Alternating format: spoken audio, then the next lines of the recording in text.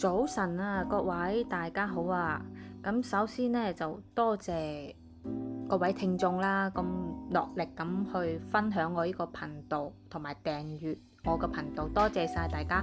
同埋呢，我要多謝阿司徒文進啊，同埋阿 Ken 哥啊，佢喺佢哋自己個頻道國際大棋局呢，都好努力咁宣傳我個台，多謝晒，多謝晒。咁呢，喺呢個星期開始呢，我就會新開一個節目。咁啊，每個星期更新嘅就係分享關於係每個星期嘅12星座嘅運程嘅。咁啊，由今個星期開始啦。咁希望大家中意啦。咁就大家當係娛樂咁聽下都 OK 嘅。咁咧，今個星期第一節啦，第一節就先分享一下，太陽星座同埋上升星座都係白羊座嘅朋友。咁呢個星期，白羊座嘅朋友呢，個火星呢就會喺本週進入新嘅位置，咁你呢就忙碌期就來臨㗎喇，會越嚟越忙，咁就會持續到8月嘅上旬喎，因為火星進入嘅位置同你嘅工作啦、健康宮位有關，當然你都會操心自己健康嘅問題，所以從而家開始可以逐漸調整自己嘅作息、飲食規則。有啲人呢就要開始啟動運動嘅計劃，火星呢都會帶俾你勝負欲㗎喎。呢個星期你會好想贏，但係你要分清楚呢種贏嘅本質上呢係對你冇咩用嘅。如果你係想要爭取嘅話呢，就獲得工作上面嘅進取，咁樣呢股動力對你先有益。相反呢，你淨係純粹係想抒發自己嘅情緒、發脾氣，甚至想要人哋去聽你。如果咁樣嘅話，喺呢個星期就好容易帶來爭執，甚至同人際關係呢就會有分道揚鑣嘅情況。咁木星同海王星嘅出現互動，你要小心你嘅花銷啦，因為容易有情緒上嘅消費，或者要為屋企人啦、伴侶使錢，導致破財嘅情況。嗱，呢度有啲係你唔係咁情願嘅。有啲人呢就要注意自己同一啲女性長輩嘅關係，今個星期呢就會容易有摩擦啦。不過隨住太陽進入新嘅位置，呢個星期會有貴人運唔錯喎，而且可能會通過貴人或者熟悉嘅朋友獲得到賺錢啊、合作呢啲機會。你會喺本週可能會出席一啲場合，亦都會拓展到你自己嘅人脈關係。咁有啲人呢就會喺運動相關嘅場所呢就會遇到桃花機會啦。咁火星同木星出現互動，呢個星期會有偏財運。咁白羊嘅朋友呢就會有中獎啦嘅可能喎，咁你亦都可能會打算去睇演唱會。咁職場嚟講呢，即係職業嚟講呢，火星呢就會帶嚟一啲突發嘅工作任務，例如一啲突發嘅項目啦、合作嘅敲定，要開始執行㗎啦。而火星亦都會增加會議嘅內容，突然被問某一件事嘅進度啊，或者某個合作嘅調整啊，導致開會嘅頻率會增加。咁至於愛情呢，就唔好拗贏同拗輸啦。咁跟住下一個星座係太陽座同埋上升星座係金牛座嘅朋友。咁呢個星期呢，木星同海王星呢會出現互動，咁自己呢容易出現一啲拖延嘅症狀情況。海王星會容易導致事情呢變得好慢，或者係可能某個原計劃啊，原本要確定嘅嘢，因為暫時太多嘅進展啊，所以導致呢要繼續等待，亦都可能係因為自己嘅狀態唔係咁好，突然間可能會唔想做啊，呢啲情況導致取消啦，或者係延遲。不過呢啲狀態呢就會喺星期4之後改善。另外呢個星期出行呢要注意安全，開車嘅人呢要注意交通規則，以免出現違章嘅情況。海王星都同謊言有關嘅，有啲人喺呢個星期可能唔一定要講大話，即係唔講唔得，可能係或者係遇到對你講大話嘅人。咁由於呢個星期其實都會牽扯到你嘅健康，所以要注意呼吸道嘅問題、過敏啦，或者可能扭親嘅情況都會有。咁火星呢就會進入一個新嘅位置，對於單身人士嚟講啊，呢個星期一直到8月嘅上旬呢，就請你哋積極社交，因為火星嘅位置啱好攪活咗你哋嘅桃花宮位啊，有助於你接觸新嘅人，甚至開啟一段新嘅戀情啊。喺呢段期間，如果你希望迎嚟一個新嘅戀情呢，咁就要作出努力啦。咁亦都有啲人會喺呢段時間成為父母。咁本周呢，火星同木星都有互動，呢個星象對於談判啊、考試啊、維權啊以及投標競標呢都有正面嘅推動。咁有啲人呢就會有收穫嘅獎金，或者可能係一啲賠款啦。總之有錢銀到嚟啦。咁另外呢，職場嚟講，職業場所嚟講呢，呢個星期工作層面上呢會受到海王星嘅影響啊，容易出現偏差嘅情況，導致出現溝通唔及時啦，溝通錯誤嘅情況，即係大家誤會咗。咁可以及時解決同補救嘅，但有啲人呢就小心俾人督背脊啦。咁或者可能係上頭妒忌你喺度搞震，令到你要額外承擔一啲工作以外嘅內容啊。咁另外愛情方面呢，就唔好胡思亂想。咁下一個星座係雙子座，即係太陽星座同上升星座都係雙子座嘅朋友。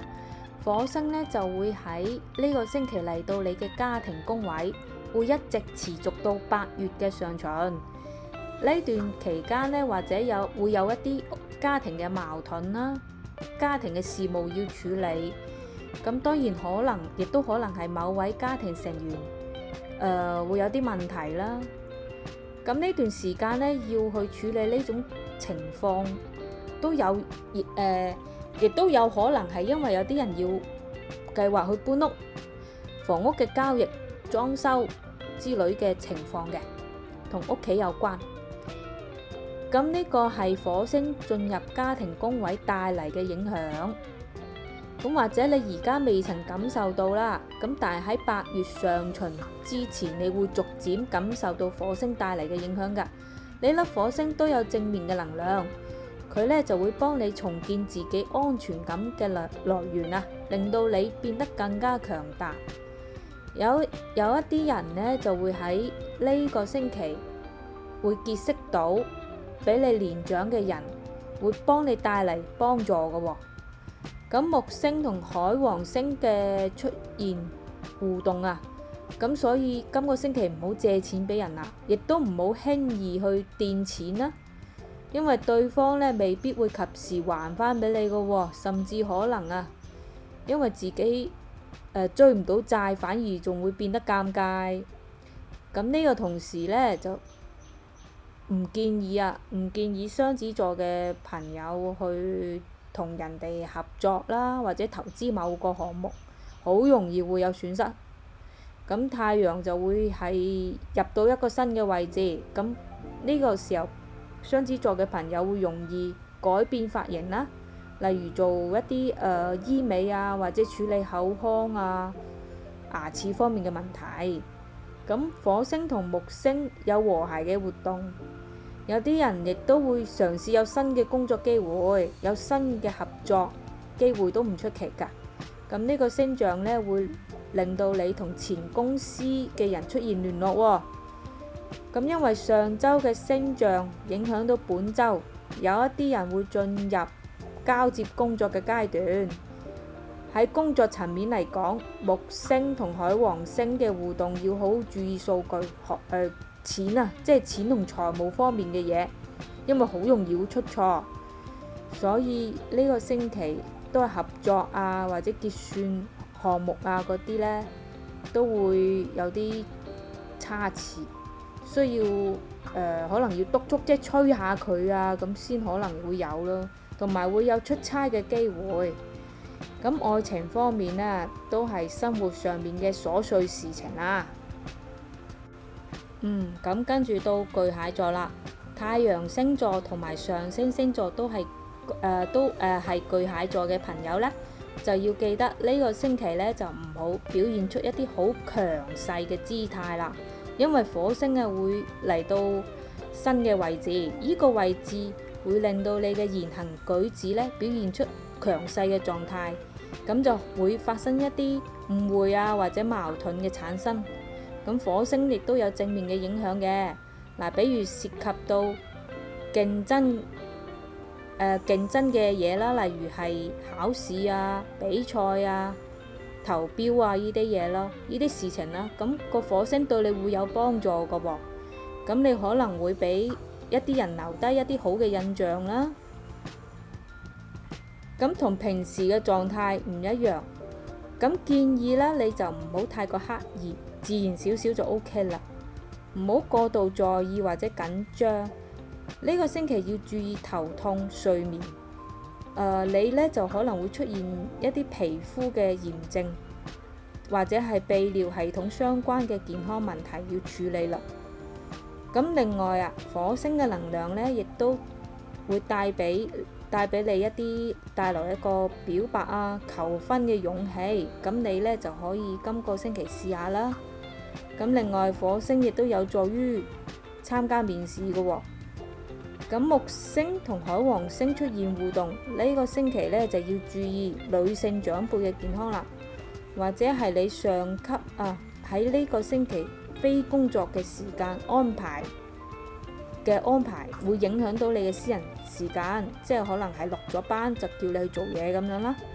咁亦都有人可能會出現一啲管理層嘅變化，咁呢個星象呢就會更加令到有一部分人會確定啊，我可能會換工啦，要轉工作啦。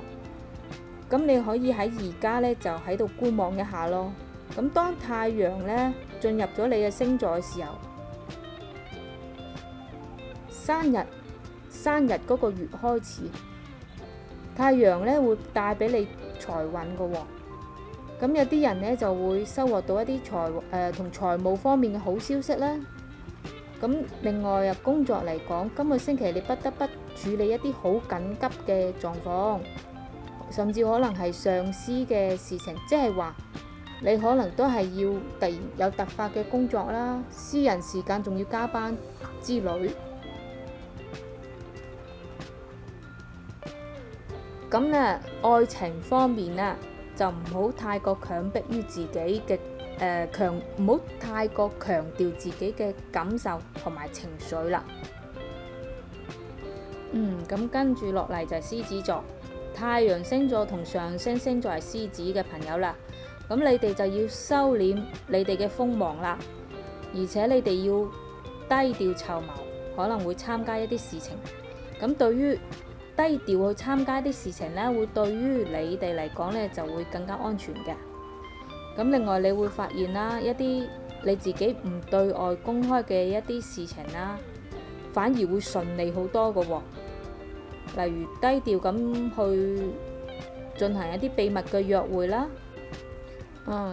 或者甚至係一段秘密嘅戀情。咁木星同海王星之間嘅互動啊，都會俾你帶嚟一啲秘密嘅，你會知道某個人嘅一啲八卦啦。咁呢個星期都會有人出入一啲宗教嘅場所，做慈善啊、公益嘅事情。咁你哋亦都會同一啲動物會有互動，例如可能突然間會想養翻隻寵物啦。咁而火星呢，就會進入一個新嘅位置，會帶嚟比較多嘅支出喎，可能會超過你原本嘅財務嘅財務計劃、財政狀況。不過呢粒火星亦都會額外帶嚟一啲財運嘅俾你嘅，所以你唔需要太過緊張，因為星象嘅能量呢係循序漸進，後續呢都會令到你財運會有改善嘅喎，會改善一啲財務嘅壓力緊張。咁但係呢粒火星亦同樣亦都影響健康，例如頸椎啊、聲帶啊、喉嚨啊、扁桃腺啊。咁你哋呢就要小心一啲運動上面好容易會受傷嘅呢個問題啦。咁喺飲食方面啦，都要注意，容易出現腸胃嘅問題喎。咁喺呢個星期，你哋可能認識到某個人，發覺某個人呢係前面一個樣，後邊一個樣啊！即係見人講人話，見鬼講鬼話。咁你發現到呢個人嘅差異，而導致你對呢個人呢係非常之不滿。咁但係盡可能都唔好咁快表現出嚟，再觀察一段時間先，即係用平常心對待就可以啦。咁火星同木星之間嘅互動呢，就會帶俾你嘅一啲偏財運啊。你可能會喺投資上獲利啦，工作職場方面呢，會注意俾人壓制。不過呢，你都唔需要太過泄氣。咁另外呢，海王星嘅關係啊，需要提高一啲工作效率。咁至於愛情方面呢，就唔需要太強嘅控制欲噶喎。咁跟住就到處女座啦。太陽星座同上升星座係處女座嘅朋友啦。咁今個星期呢，個火星啊，會一直到停留咗喺你個星座上面，一直到8月嘅上旬。咁呢個火星啊，會帶俾你非常之忙碌噶喎。不過有嘢做係好事嚟嘅。咁你從今個星期開始啦，會接收到一啲突然間比較突發嘅工作任務啊，同埋一啲以家庭嘅事情為主嘅。不過放心啦，你都處理得嚟嘅。咁另外因為火星嘅關係啊，你可能不得不承擔一啲評價。呢啲評價呢都有正面或者負面嘅，咁你又唔需要太介意，照單全收就得啦。咁唔需要因為一啲負面嘅評價而否定自己嘅喎，保持平常心就可以啦。如果唔係呢，你會好容易會轉牛角尖㗎。咁另外呢，有一啲人呢可能會準備做身體檢查，或者可能會開始食藥啊。咁個火星都會影響到你嘅健康㗎。咁小心整親啦，例如淥親啊咁樣，會容易出現紅腫嘅情況啦。咁有部分人可能會要驗血或者預約一啲手術啦。咁另外木星同海王星呢就會出現一啲互動，咁你個人嘅行程上面呢就會出現變動啦。咁可能會突然間取消某個出行嘅計劃啦。咁另外呢個星期有啲人呢就要處理證件嘅問題。咁海王星同木星嘅互動呢，亦都有助於你去維權喎，即係例如曝光某個人對你嘅所作所為啦。同時亦都有啲人啊要出入辦事大廳。咁太陽呢就會喺今個星期進入一個新嘅位置，你嘅娛樂活動會增加，例如睇戲啦、睇展覽啦，同埋睇演唱會都有可能。咁另外太陽嘅位置啊，係代表遠行或者送行，咁或者你可能要出差啦。咁你身邊某個人要遠行，咁你可能會為佢送行啦。咁對於單身人士嚟講，火星同木星出現嘅互動，咁呢個星象呢，就代表你可能要處理一啲保險嘅事情啦，或者物流相關嘅事情。咁有啲人可能會僱用家政服務啦，咁喺工作方面嚟講呢，隨住木星同海王星出現互動，你嘅工作容易俾人影響情緒，例如俾人排斥啦、指責啦，或者遇到一啲唔專業嘅人調翻轉指導你啦，好容易會令到你情緒化。但係星期三之後就可能會好轉噶啦。咁而且呢個星期嘅合作方面嘅運程亦都會回升，有新嘅合作機會喎。而有啲項目呢就準備收尾啦。咁愛情方面呢，個戒備心係比較強嘅喎。哇！我一口氣錄咗6個星座啦，而家已經。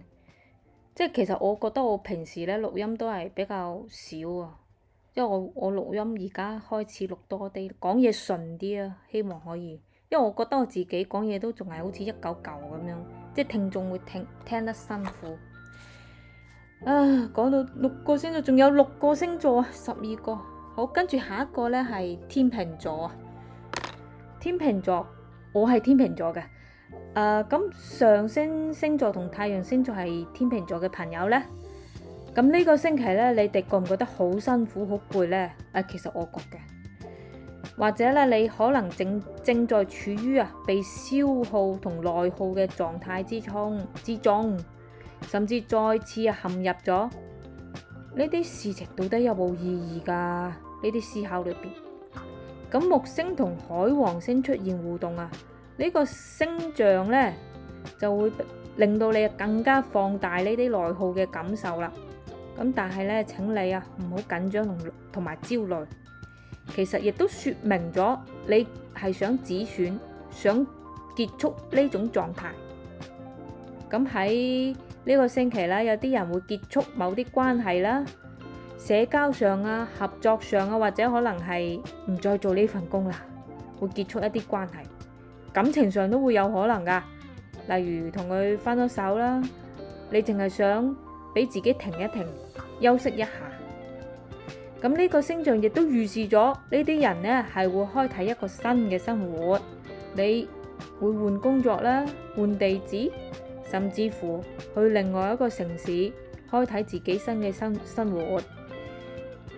咁其實都係帶俾你一個轉機啊！咁可能係你修復自己嘅一個時間呢。咁火星呢喺呢個星期呢都會進入一個新嘅位置。咁呢個位置你係需要注意一下個財務問題嘅噃。呢個星期唔係好適合使大錢啊，同埋進行新嘅投資，千祈唔好墊錢。唔好即係買一啲物品，但比較用得多錢嘅情況之下，首先要三思一下啦。咁可能都會同醫療有關係嘅喎，你可能會進出一啲醫院醫療機構咁有啲人呢就可能會進出一啲宗教場所。咁太陽喺呢個星期進入新嘅位置呢，會有新嘅工作機會可能升職啦。咁所以唔需要太過在意噶，有失咁就會有得，係咪？我哋抱有新嘅希望。咁由於海王星嘅關係你可能會有轉牛角尖嘅狀況。冇錯，我係有啲轉牛角尖。咁盡量啦，俾自己一啲鬆弛嘅感覺，同人相處。咁喺工作方面木星同海王星之間嘅互動呢，就容易出錯，比如文書例如執行錯誤咁但係都唔緊要嘅，好快脆就會得到解決噶啦。咁呢，有一啲事情啦，工作方面會係需要保密嘅，咁就請你遵守一個保密協議啦。咁另外愛情方面呢，就唔需要過度自卑噶噃。好，咁跟住就係下一個星座係天蠍，係啦，太陽星座同上升星座係天蠍嘅朋友，咁呢個星象會帶俾你好多動力啦，同埋衝勁嘅。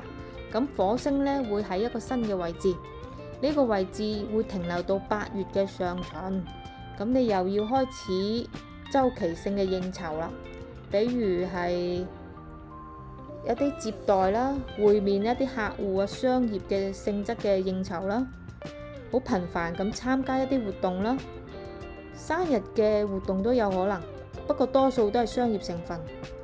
呢一粒火星咧，令到你認識到更加多嘅人，同自己嘅事業有關。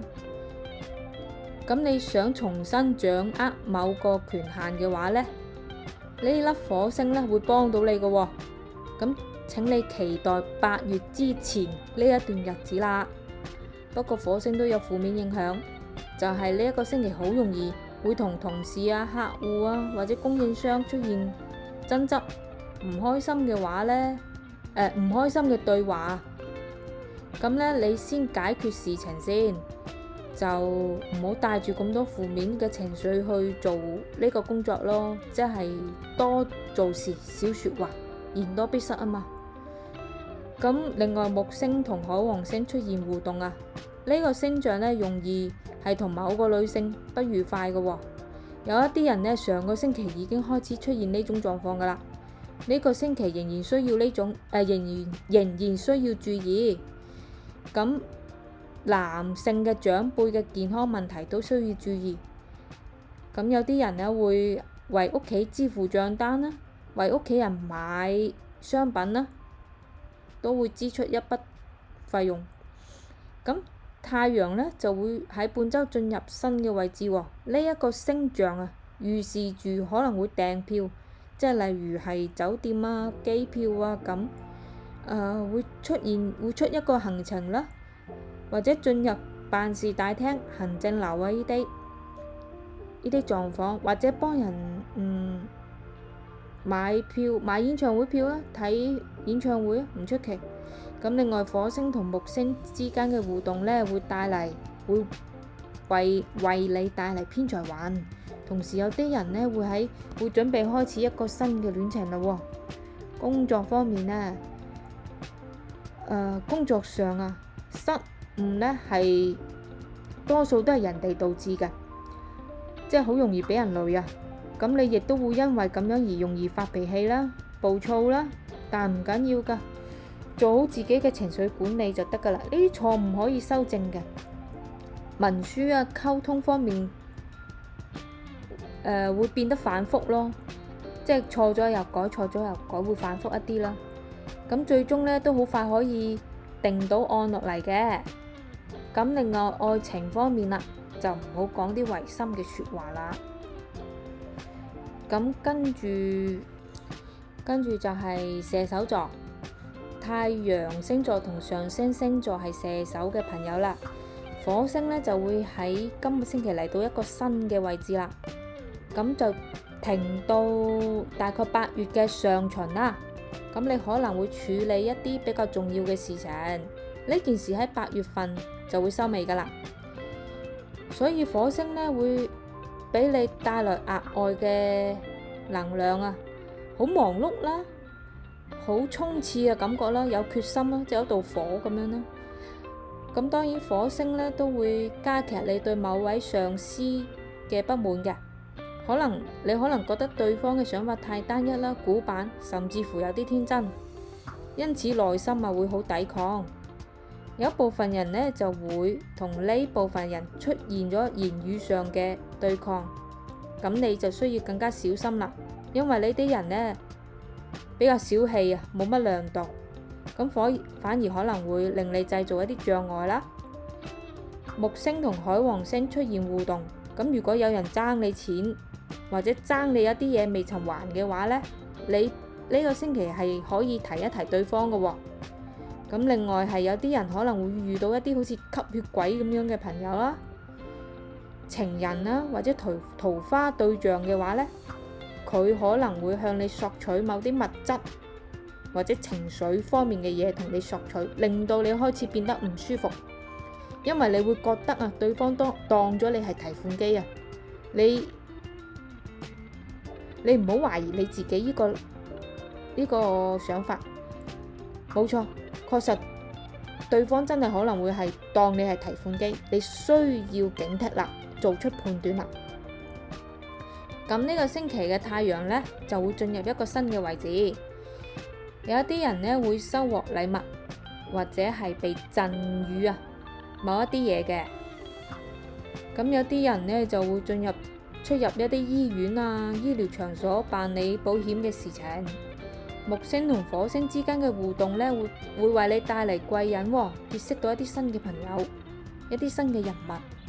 咁工作場所方面呢，木星同海王星之間嘅互動呢，就要注意啦，會注意有可能會有啲錯誤，而你一個錯誤可能嚟自上級或者其他部門嘅人，咁可能要臨時去修復啦，或者執爛攤子啦。咁不過星期四之後呢，就開始會解決噶啦。咁另外有啲人呢會額外做一啲兼職啦，會揾到一啲兼職賺外快啦。咁至於愛情方面呢，就唔好太過自我犧牲同自我感動啦。咁跟住就係摩羯座，太陽星座同上升星座係摩羯嘅朋友啦。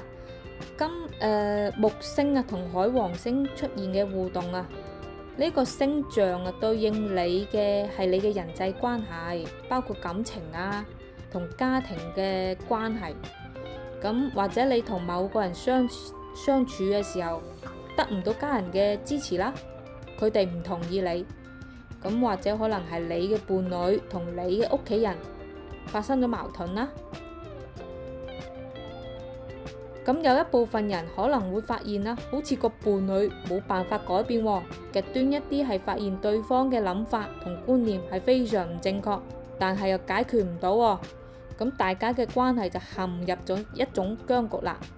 咁呢個星象呢，就係令到你面對呢啲狀況可能會維持3個星期。咁你喺頻繁遇到呢啲情況嘅時候，可能會出現一啲逃避啦，但係呢個星期唔係逃避嘅時間，你係需要解決問題，哪怕就算係嗌切交或者係冷靜好嚴肅咁揾對方傾一傾都好過拖落去咯，即係唔好逃避。因為如果逃避嘅話呢，你嘅人生呢就會被影響到啦。咁火星呢就會喺呢個星期進入一個新嘅位置，呢個星象呢就會令到你會有一個行程嘅安排喎。咁可能會修改某個預約啦，例如線上嘅訂單，咁又可能你會購買一啲機器儀器，而對方可能係要求退錢嘅。咁呢個星象同樣係俾一啲人帶嚟發表，例如出品佢嘅作品或者係收穫一啲工作嘅機會咁咯。由於火星同木星都有互動，呢個星期嘅財運你可能會攞到之前欠你嘅欠款。咁有啲人呢，可能會係喺個朋友或者屋企人上面呢，得到一啲物質上嘅幫助。咁至於職場嚟講呢，木星同海王星嘅互動容易帶嚟唔專業嘅人員對接，咁令到人哋好鬼激氣㗎，好嬲嘅，甚至嬲到可能會想辭職嘅念頭。咁但係請你保持冷靜，今個星期或者可能可以平息到呢個狀況。咁文書方面嘅合同可能都會確定得到。木星同火星之間嘅互動呢，會有貴人會為你帶嚟一啲合作嘅機會，幫你開到綠燈，解決一啲流程上嘅問題。咁愛情方面呢，就都係比較失望。咁跟住嚟到水瓶座啦，太陽星座同上升星座係水瓶座嘅朋友啦。咁隨住火星進入新嘅位置啦，呢個星期呢就容易會有財務嘅問題，即係例如係分配嘅問題出現矛盾啦。即係比如果你唔係單身，即係你有伴侶啦，就會因為金錢或者親密行為，即係例如可能係性方面會有矛盾，金錢分配不均而產生個矛盾。當然都有可能係同個同事分工層面上邊個做得多，邊個做得少嘅問題有計較啦。咁亦都有人因為財務分配有關啦，例如比例嘅成分唔啱數，咁啊發生一啲矛盾。呢啲問題呢都對應火星進入新嘅位置，所以呢你需要喺本週理性解決啊。另外，火星進入嘅位置都會影響嗰個健康，小心運動嘅時候呢受傷，身體就容易出現炎症啦。有啲人會係痛風、泌尿系統，咁而都要注意感冒啊、發燒呢個狀況。木星同埋海王星呢出現互動，呢個星期工作層面上容易有錯誤嘅消息，例如一啲閒言閒語啦。對待呢啲情況呢，最緊要係理性，唔好聽到乜都信喎。咁另外呢個星期有啲人嘅職場啊、工作上面呢，會出現人事嘅變動，包括有人俾人裁員啦、調換部門啦，呢啲星象呢都會令到你要處理一啲證件啊、一啲票務嘅問題。咁你可能係本個星期會受邀參加某個活動聚餐，咁啊見到一啲你好鬼討厭，令到你好討厭嘅人，或者聽到一啲秘聞啊、八卦咁樣嘅狀況。咁木星同火星都有積極嘅互動嘅喎，佢會為你帶來財運啦。單身嘅人士呢就會容易有豔遇啦，例如網絡桃花。咁工作方面，隨住木星同埋火星嘅出現，你呢個星期比較有高效嘅效率比較高啊，咁會提前完成到自己嘅任務。咁但係咧就要注意海王星啦，因為海王星容易導致他人嘅拖延，即係或者係第三方俾一啲實際嘅工作內容同之前嘅溝通不相符，導致影響個進度而需要修改啦。咁至於愛情方面呢，就要講得到做得到啦。咁跟住最後一個星座雙魚座，咁太陽星座同上升星座係雙魚座嘅朋友啦，要注意木星同海王星出現互動，你可能喺度諗啦，點解你唔可以同我嘅想法一樣呢？咁呢個可能會係對待一個自己中意嘅人呢個想法嘅，會有呢種想法。咁亦都可能係其他嘅一啲人際關係。咁因為你覺得你嘅想法係比較簡單啦，個反應係比較簡單，你向來呢係體貼周全、好細膩嘅。但唔係所有人都好似你咁噶喎，所以請你呢就適當去接受人哋唔會成為你啦，即係人哋唔一定會同你個想法同步噶嘛。咁樣呢，你就會減少內心嘅對抗啦，就唔會咁容易令到自己內耗啦，情緒呢就會相對穩定落嚟。你呢個星象呢都要注意啦。今個星期呢，使費會增多喎，咁可能買某一啲物品嘅時候，又可能會出現到一啲出爾反爾嘅情況，例如想買一樣嘢，突然間加價，又或者突然間買唔到喎，咁呢種狀況咯。咁火星呢喺呢個星期進入新嘅位置，對於單身嘅人士嚟講，直到8月嘅上旬啊，只要你積極啲社交呢，就會有機會出現到新嘅戀情啦。咁對於唔係單身人士嚟講，呢個星期就容易有矛盾喎，好容易因為某一件事成為導火線，導致將自己壓抑喺心裏邊嘅不滿表達出嚟，引發到一啲感情嘅波動啦。咁要小心謹慎處理。木星同火星之間都有互動，呢個星期有人準備登記結婚，亦都會有準備面試新工作嘅機會。咁有啲人會選擇遠行去旅行啊、搬屋啊咁樣。咁喺工作職場嚟講呢，隨住火星進入新嘅位置，客戶同埋上級呢，有可能會變得處處逼人喎，令到你有壓力啦。咁但係你放心，都會有貴人會幫到你嘅，處理呢啲事情會好快得到解決。咁亦都會增加啲應酬嘅頻率啦。咁至於愛情方面呢，就唔好硬碰硬啦。12個星座今個星期嘅分享啦，今個星期係遲咗一個星期上傳嘅，下週開始呢，就喺翻星期一上傳翻嘅。咁大家有耐性聽晒嘅話，或者可以俾啲意見我啦，喺留言嗰度留言一下啦。咁多謝大家，好多謝聽眾啊，多謝晒，拜拜。